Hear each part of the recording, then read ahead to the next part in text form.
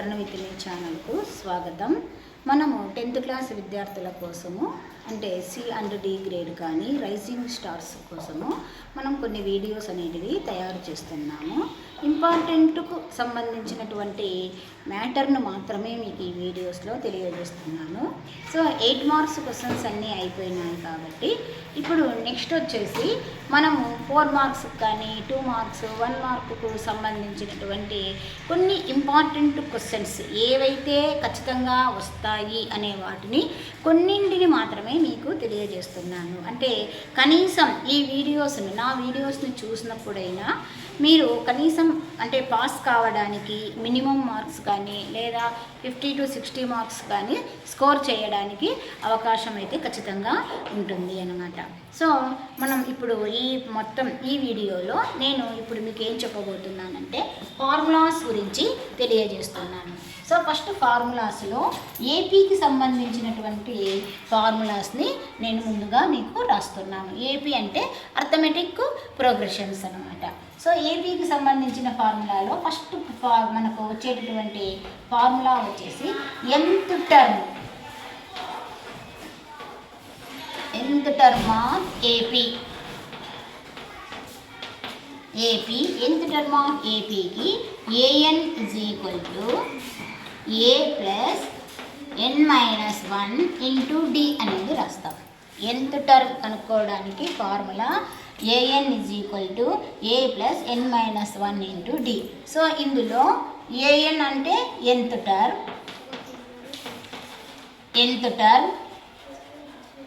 a first term, n number of terms,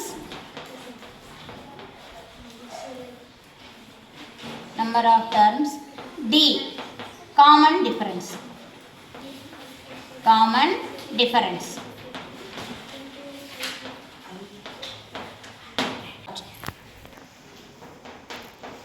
Second formula, sum of n terms.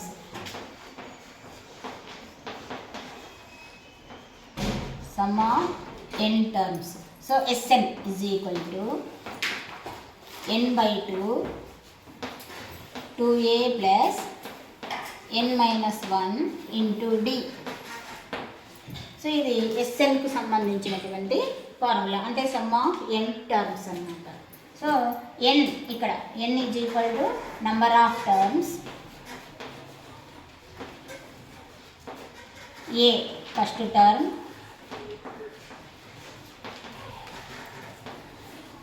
d common difference.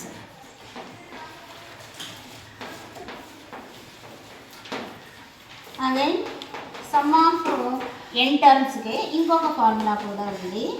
Some of n terms Sn is equal to n by 2 a plus l. So ఇదే ఫార్ములానే ఇక్కడ మనము a plus ఎల్గా రాస్తామన్నమాట. So Sn అనేది some of n terms, n number of terms,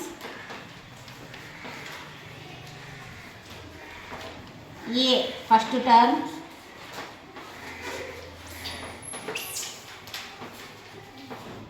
l last term. So ఇవి మనకు ఏపీకి సంబంధించినటువంటి formulas. So arithmetic progression అనే chapter open చేయంగానే మనం ఫస్ట్ ఫార్ములాస్ వాటిలో ఉన్న ఈచ్ అండ్ ఎవ్రీ నంబర్ అంటే వర్డ్ని కూడా అక్కడ ఉన్న లెటర్ని కూడా ఎక్స్పాండ్ అనేది చేసి రాయాలి అనమాట. ప్రతి లెటర్ని ఇక్కడ ఏ అంటే ఏమి దాన్ని ఎక్స్ప్లెయిన్ చేయాలి. వాట్ ఈజ్ ఏ అనేది ఫస్ట్ టర్మ్ అని రాయాలి. సో డి అనేది కామన్ డిఫరెన్స్. సో ఈ ఫార్ములాస్ మనకు ఖచ్చితంగా ఏపీలో రావాల్సినటువంటి ఫార్ములాస్. నెక్స్ట్ వచ్చేసి స్టాటిస్టిక్స్లో ఉన్నటువంటి ఫార్ములాస్ చెప్తాను. చాప్టర్ వచ్చేసి కోఆర్డినేట్ జామెట్రీ తీసుకుందాము. కోఆర్డినేట్ జామెట్రీలో కూడా మనకు 3 ఫార్ములాస్ వస్తాయి. డిస్టెన్స్ ఫార్ములా తీసుకుంటే ఏ x1 y1 అనేటటువంటి పాయింట్స్ టు బి x2 సరే, ఏ x1 y1 2 B x2 y2 అనే పాయింట్స్ ఉన్నటువంటి డిస్టెన్స్ కనుక్కోవడానికి distance of AB is equal to root of x2 minus x1 whole square plus y2 minus y1 whole square. ఇది formula, distance formula. Suppose A is equal to 0 0 అంటే origin అనేది తీసుకున్నాం అనుకోండి, and B is equal to xy ఈ points ఉంటే అప్పుడు distance of AB is equal to అంటే totally x1 x2 term y2 y1 term అనేది 0 0 అయిపోతుంది. కాబట్టి root of x² plus y², ఇది మాత్రమే ఫార్ములా వస్తుంది. సో 0 0 వచ్చినప్పుడు ఈ ఫార్ములా కూడా ఒక్కొక్కసారి 1 మార్క్ అడగడానికి అవకాశం ఉంటుంది. Next section formula.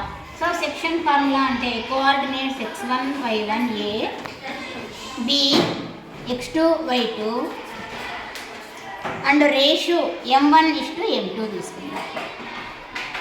రేషియో వచ్చేసి m1:m2.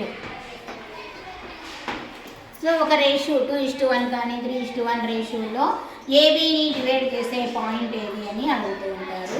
దానికి మనము సెక్షన్ ఫార్ములా యూజ్ చేస్తాము. So section formula P of xy is equal to m1 x2 plus m2 x1 by m1 plus m2. ఇది x కోఆర్డినేట్కి. y కోఆర్డినేట్కి అంటే x2 తీసేయండి, x ప్లేస్లో అంతా y రాస్తాం. m1 y2 plus m2 y1 by m1 plus m2. m1 plus m2 ఇది section ఫార్ములాకి మనము రాస్తున్నటువంటి formula. And mid point formula. Mid point అన్నప్పుడు చూడండి, x1 y1 x2 y2 ఈ కోఆర్డినేట్స్కి మిడ్ పాయింట్ రాసేటప్పుడు మిడ్ పాయింటే కావాలి అన్నప్పుడు మనం ఏమి రేషియో పెట్టాల్సిన అవసరం లేదు. x1 plus x2/2 y1 plus y2/2. So ఇంత సింపుల్ ఫార్ములాస్ ఈ కోఆర్డినేట్ జామెట్రీలో ఎందుకు చెప్తున్నానంటే ఎక్కువగా 1 మార్కుకు మనము ఈ ఫార్ములాస్ మనకు యూజ్ అవుతాయి. సో అందుకోసమే కోఆర్డినేట్ జామెట్రీలో ఉన్నటువంటి ఫార్ములాస్ కానీ మనం ఒకసారి రివైజ్ అనేది చేసుకోవాలి. సో మీ రివిజన్కి పనికి వస్తుందనే ఉద్దేశంతోనే ఈ వీడియోలో దీనికి సంబంధించిన ఫార్ములాస్ కూడా నేను చెప్తున్నాను. సో దీన్ని కూడా మీరు నోట్ చేసుకోండి.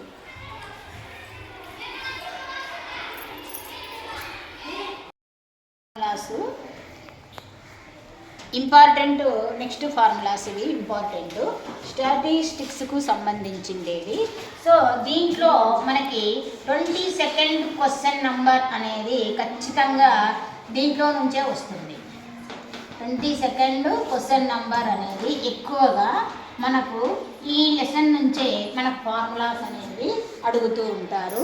సో దీనికి సంబంధించినటువంటి ఫార్ములాస్ అనేటివి ఫస్ట్ ఫార్ములా చూడండి, మోడ్కు సంబంధించినటువంటి ఫార్ములా అనేది ముందుగా రాస్తాం. So mode is equal to L plus F1 minus F0 by 2F1 minus F0 minus F2 into H. So ఇక్కడ మనం ఈ ఫార్ములా రాసినాక ఈ ఫార్ములాలో ఉన్న ప్రతి టర్మ్ని ఎక్స్ప్లెయిన్ అనేది చేయాలి. సో ఎగ్జాక్ట్లీ మనం కరెక్ట్గా చేస్తే 4 మార్క్స్ ఖచ్చితంగా వస్తాయి. సో ఇక్కడ వాట్ ఈజ్ ఎల్ అంటే lower limit of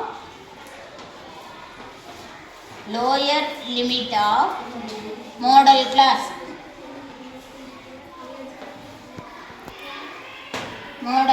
lower limit of modal class అవుతుంది. సో F1 అనేది మనకి ఫ్రీక్వెన్సీ ఆఫ్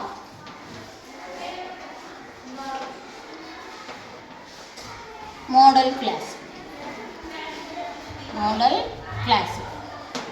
తర్వాత F0 అనేది frequency of preceding modal class, preceding modal class.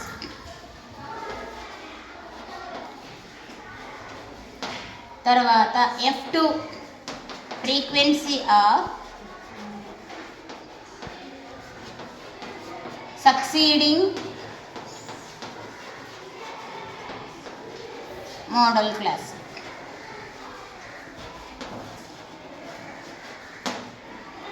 తర్వాత H అనేది size of the class interval అన్నా రావచ్చు, size of the modal class అనన్నా రాయవచ్చు,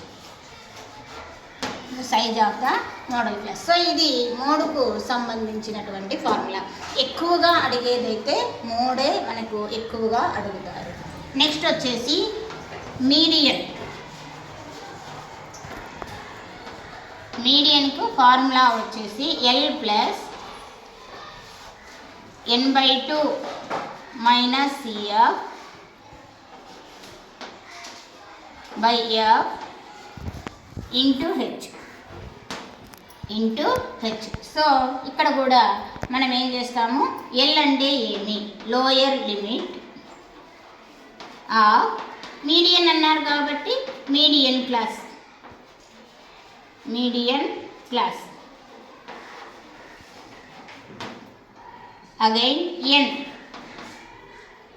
ఏమి, ఇక్కడ ఫ్రీక్వెన్సీ, టోటల్ ఫ్రీక్వెన్సీ తీసుకుంటాం, total frequency. CF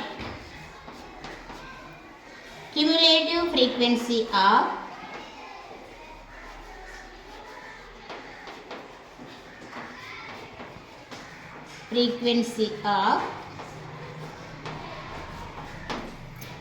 preceding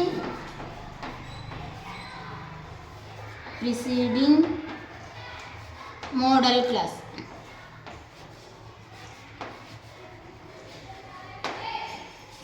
next F అనేది frequency of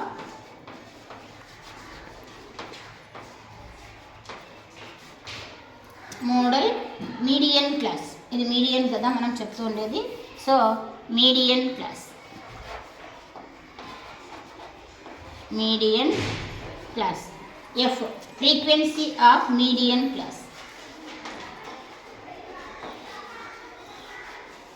median class. So ప్రతి టర్మ్ని మనమైతే ఖచ్చితంగా ఎక్స్ప్లెయిన్ అనేది ఇక్కడ ఖచ్చితంగా చేయాలి అన్నమాట.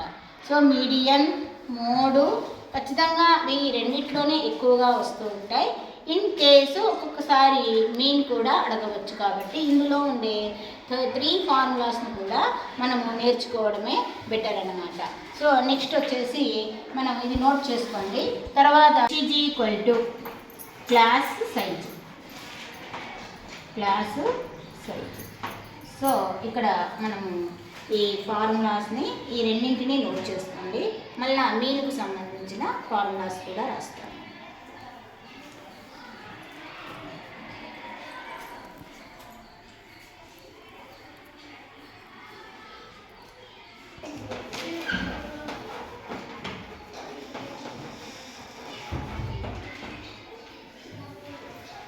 నెక్స్ట్ మనము మీన్కు ఫార్ములా అనేది రాస్తాము. యాక్చువల్గా అయితే మన టెక్స్ట్ బుక్లో మీన్ ముందు ఉంటుంది, మీడియన్, మోడ్ అనేది ఉంటుంది. కానీ మోడ్ ఇంపార్టెంట్ కాబట్టి నేను మోడ్ ముందు రాశాను. Second important median, third important mean కాబట్టి అలా రాసుకుంటూ వచ్చాను అనమాట. సో ఇక్కడ మీన్లో మనకు డైరెక్ట్ మెథడ్కు మీన్ అనేది కనుక్కోవడానికి ఫార్ములా σFi/Fi. సో Fi అంటే ఫ్రీక్వెన్సీ, Xi క్లాస్ మార్క్,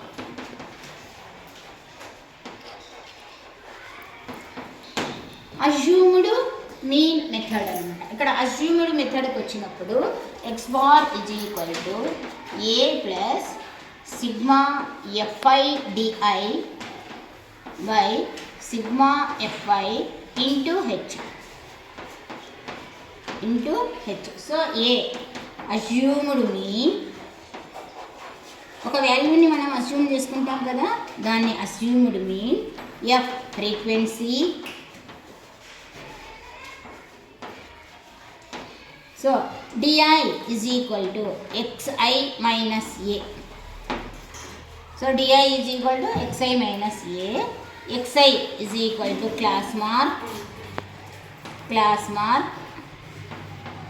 అంటే మిడ్ వాల్యూస్ కనుక్కుంటాం కదా క్లాస్ ఇంటర్వెల్కి, అదే xi is equal to class mark. So a అయిపోయింది, f di f అయిపోయింది. ఇంకా నెక్స్ట్ వచ్చేసి హెచ్ అనమాట. హెచ్ అంటే క్లాస్ సైజ్. సో ఇది ప్రతి టర్మ్ని కూడా, అంటే ప్రతి వర్డ్ ఇక్కడ ఉన్నటువంటి లెటర్ని కూడా మనం ఏం చేయాలి, ఎక్స్ప్లెయిన్ అనేది చేయాలి. ఈచ్ లెటర్ని మనము ఎక్స్ప్లెయిన్ చేయాలి. And step deviation method. So the formula for step deviation method is equal to a plus sigma fi ui by sigma fi into H. చూడండి దీనికి same a is equal to assumed mean and f frequency, ui xi minus a by H అనేది రాయాలి. So వేరే H is equal to class size. So ఇవి మెయిన్కు సంబంధించినటువంటి 3 formulas ఉన్నాయి. So మనకి ఇక్కడ ఉన్న ఈ 6 అంటే 2 ఒక 3 5 ఫార్ములాస్ నేర్చుకుంటే ఖచ్చితంగా ఎగ్జాక్ట్లీ 4 మార్క్స్ అయితే కంపల్సరీ వస్తాయి. సో ఈ ఫార్ములాని నోట్ చేసుకోండి.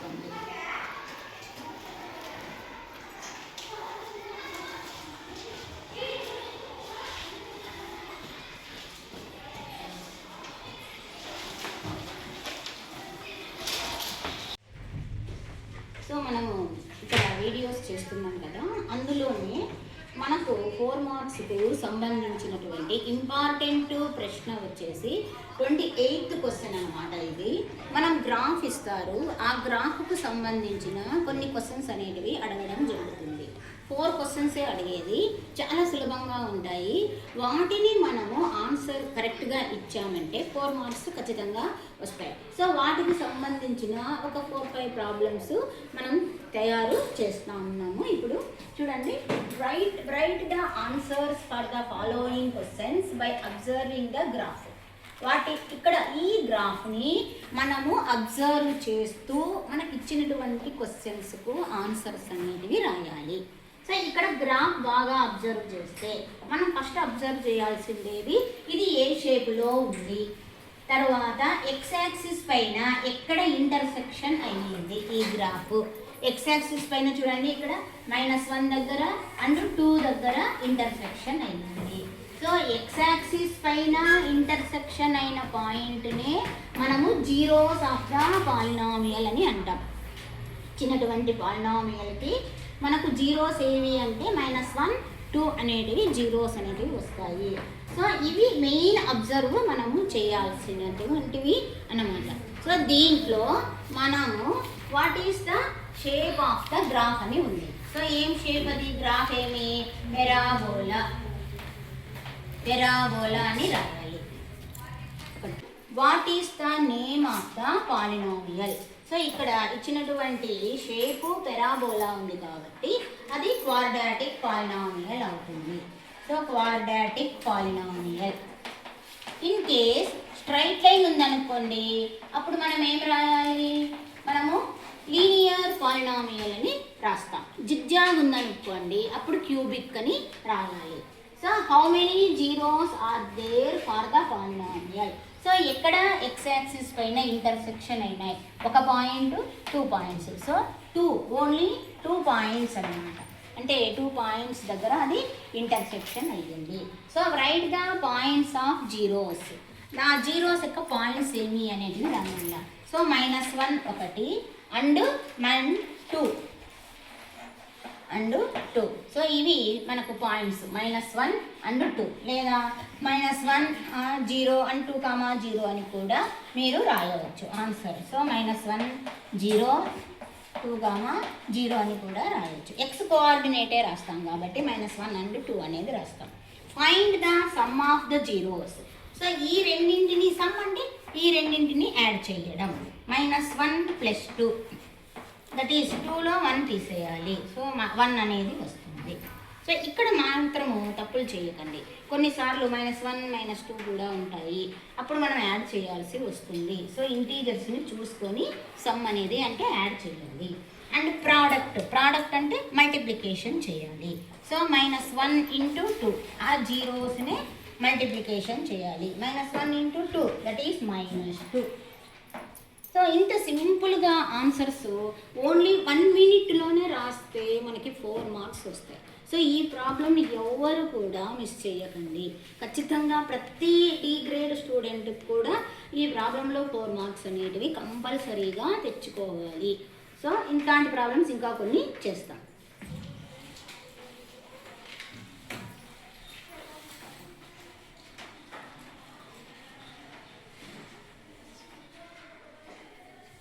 ప్రాబ్లం చూద్దాం.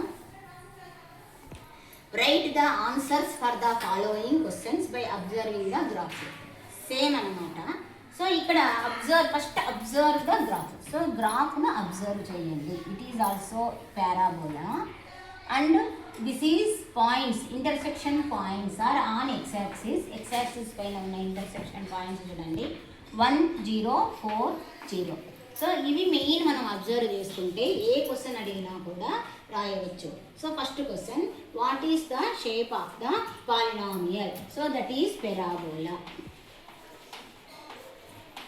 And next question, how many zeros are they? So 2 points దగ్గర ఇంటర్సెక్షన్ అయ్యింది కదా, సో 2 zeros 2 అని రాయండి. సో తర్వాత రైట్ ద దోస్ పాయింట్స్, ఆ పాయింట్స్ ఏవి అని అడిగారు. 1 0 అండ్ 4 0. ఎక్స్-యాక్సిస్ పైన ఉన్న పాయింట్ని నోట్ చేయాలి. 1 0 4 0. What are the zeros? 1 and 4. So x axis పైన ఇంటర్సెక్షన్ అయిన పాయింట్ డినోట్ చేయాలి. So values, zeros of the values ఏమి? 1 and 4. And find the sum of zeros. Sum చేయాలి. సమ్ అంటే జస్ట్ యాడ్ చేయడం. 1 + 4 5. Find the product of zeros. That is 1 × 4. So 4 1 4. అంతే. చూడండి, సింపుల్గా రాసేస్తాము ఆన్సర్స్ అనేటివి. సో ఈ విధంగా మనం చేయడం ద్వారా మనకు 4 మార్క్స్ అనేవి వస్తాయి. సో ప్రాబ్లం అనేది నోట్ చేసుకోండి.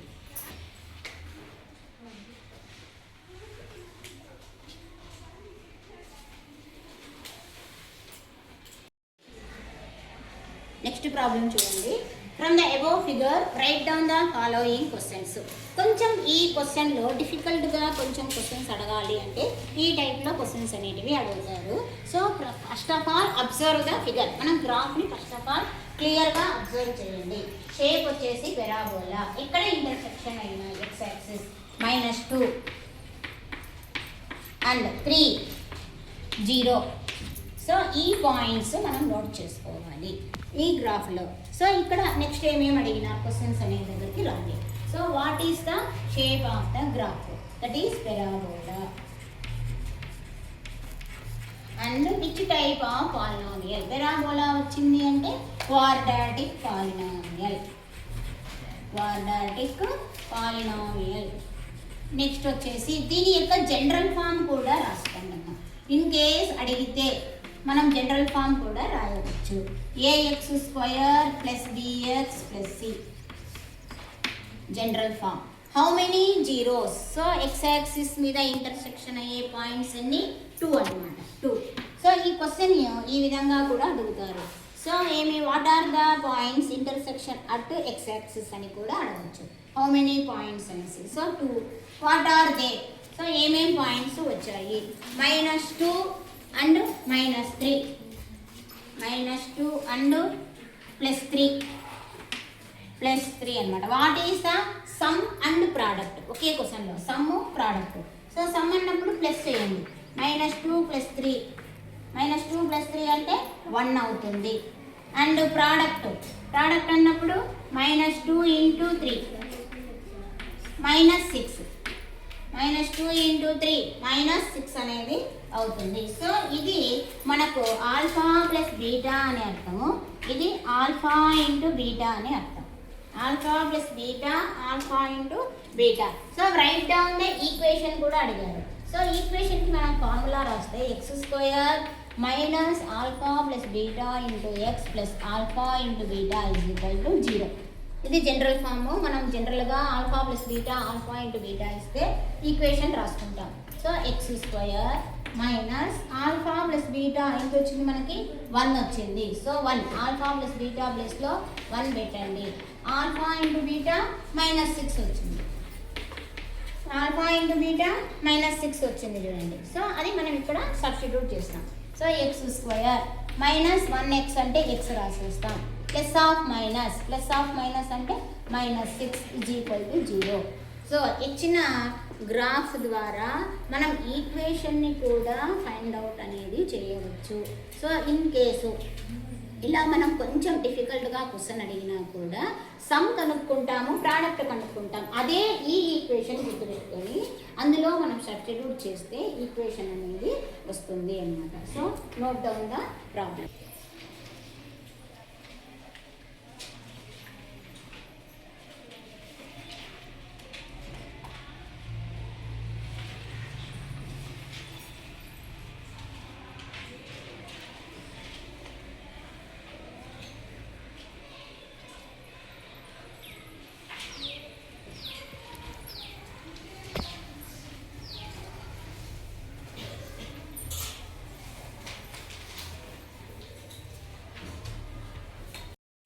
చూడండి గ్రాఫ్ అనేది ఈ విధంగా ఇస్తే ఏ విధంగా చేయాలి అనేసి. Right the answers for the following questions by observing the graph. So ఇక్కడ మనకు పెరాబోలా షేప్ కాకుండా గ్రాఫ్ని అబ్జర్వ్ చేస్తే మనకి ఇక్కడ ఏం ఇచ్చారు, స్ట్రైట్ లైన్ అనేది ఇచ్చినారు. అండ్ దెన్ ఇది పాయింట్ కూడా వాళ్ళే ఇచ్చారు, -3/2 0 అనేది. అంటే -1కి -2కి మధ్యలో ఉన్న పాయింట్ కాబట్టి 1.5 అంటే -3/2 అనమాట. సో ఈ పాయింట్ ఎక్స్ యాక్సిస్ పైన కట్ అయ్యే పాయింట్ ఇది ఒక్కటే అనమాట. ఎందుకంటే ఇది ఈక్వేషన్ మనకి స్ట్రైట్ లైన్కి ఓన్లీ 1 సొల్యూషన్ మాత్రమే ఉంటుందన్నమాట. సో దీన్ని అబ్జర్వ్ చేసి ఇచ్చినటువంటి క్వశ్చన్స్ను రాయాలి. What is the shape of the graph? Straight line, just line కదా అది ఉండేది. సో స్ట్రైట్ లైన్ అని రాయాలి. Straight line. What is the general form of the above graph? ax plus b is equal to 0. So linear equation కాబట్టి ax plus b is equal to 0 అంటాం. అదే quadratic అయితే ax square plus bx plus c is equal to 0 అని రాయాలి. So how many zeros? Only 1 zero. Only 1 zero. 1 zero. So ఏమి అక్కడ ఉన్నటువంటి zero ఏమి? -3/2 0. సో ఇది మనం రాసినామంటే సరిపోతుంది. What is that? ఏమి అంటే -3/2 అని కూడా రాయవచ్చు. So the value of x is equal to -3/2 అని కూడా రాయవచ్చు. ఇక్కడ దీని యొక్క వాల్యూ -3/2 అని కూడా రాయవచ్చు అనమాట. సో ఈ విధంగా స్ట్రైట్ లైన్ ఇచ్చినా కూడా మనం పెరాబోలా ఇలేదే అని కంగారు పడకండి. స్ట్రైట్ లైన్ ఇస్తే ఇంకా ఈజీగా ఆన్సర్స్ అనేటివి చేయవచ్చు. So note the problem.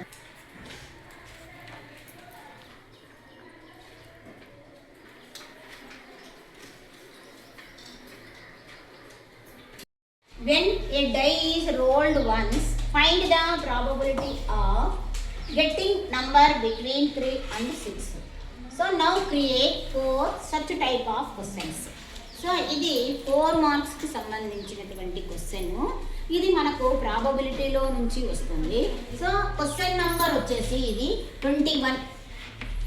21 question అనమాట. అంటే జనరల్గా 21 క్వశ్చన్స్లో క్వశ్చన్స్ అడుగుతూ ఉంటారు, ఆన్సర్స్ అడగకుండా క్వశ్చన్స్.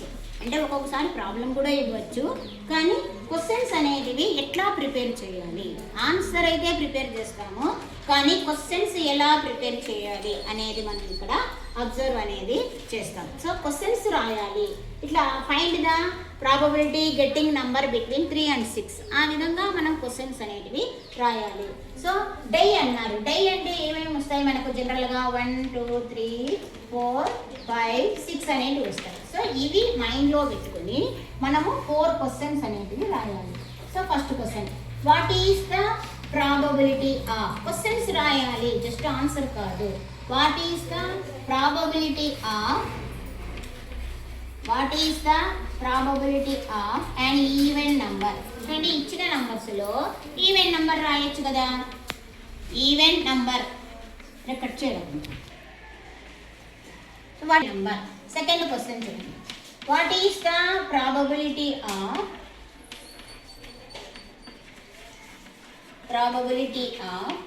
multiples of 2?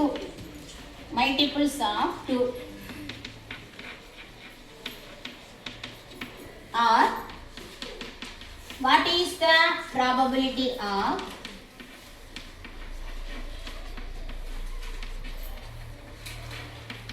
so అన్నిటికీ మనం what is the probability of పెడతాం. greater than 5. Next fourth question. What is the probability of getting a number 4? Probability of getting a number 4. 4 వచ్చే ప్రాబబిలిటీ ఎంత? లేదా ఇంకా అది వరుసగా అదే రాయొచ్చు మీరు. 3 వచ్చేది ఎంత, 4 వచ్చేది ఎంత, 5 వచ్చేది ఎంత, ఒకటే క్వశ్చన్ ఏ నంబర్ మార్చి కూడా రాయొచ్చు. Getting a number 4. సో ఈ విధంగా మనం 4 క్వశ్చన్స్ అనేటివి రెడీ చేసుకుంటే చాలు అన్నమాట. 4 మార్క్స్ వచ్చేస్తాయి. ఈ విధంగా క్వశ్చన్స్ అనేటివి రాయండి. తర్వాత ఇంకొక క్వశ్చన్ కూడా రాస్తానులేండి మీకు. What is the probability of factors of 2? Probability of factors of 2 ఏవైనా రాయొచ్చు. ఎనీ 4 క్వశ్చన్స్ దీనికి సంబంధించి. సో మనం ఆ విధంగా 4 క్వశ్చన్స్ ప్రిపేర్ అనేది చేయాలి. Next, 1 card is drawn from a well shuffled deck of 52 cards. Calculate the probability of drawn card will be the king. Now create 4 such type of questions. So ఇక్కడ ఒక question ఇచ్చారు మనకి. ఏమి probability of 1 card will be the king అయ్యే probability ఎంత? So అలాంటి questions మనము ఒక 4 రాయాలి. డెక్ ఆఫ్ కార్డ్స్ అంటే 52. ఇవి మనకు బాగా తెలుసు కాబట్టి మనం దాంట్లో నుంచి 4 క్వశ్చన్స్ రెడీ చేస్తాం. So first question, what is the probability of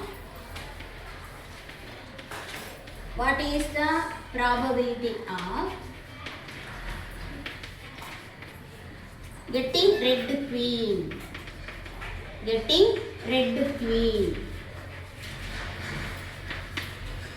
And what is the probability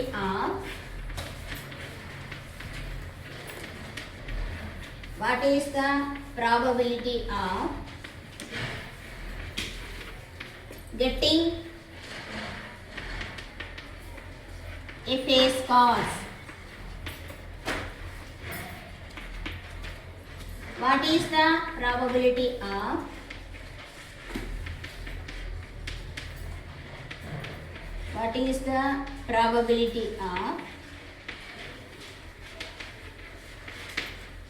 getting spades?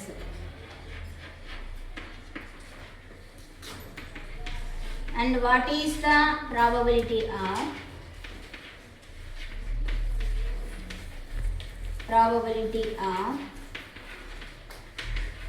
not a joke? Jack కానివి అని. నెక్స్ట్ క్వశ్చన్ ఎట్లా అయినా రాయొచ్చు అనమాట. So what is the probability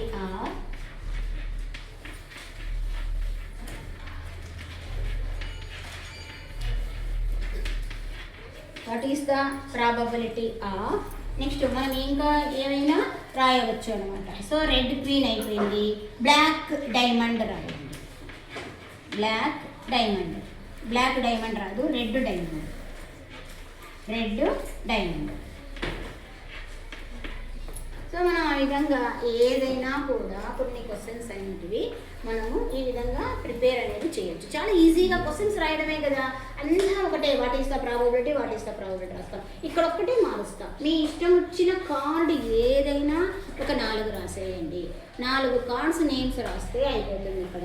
so ఆ విధంగా మనము క్వశ్చన్స్ అనేవి తయారు చేయడం చాలా ఈజీ అన్నమాట.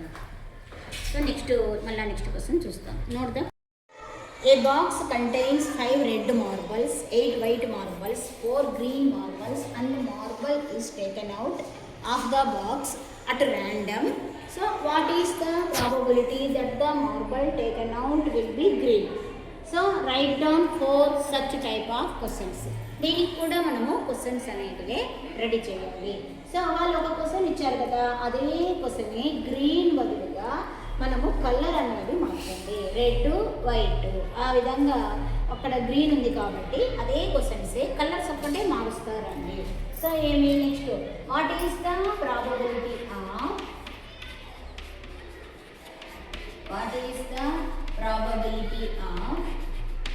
probability that the marble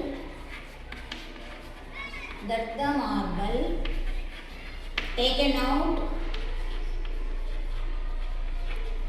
will be,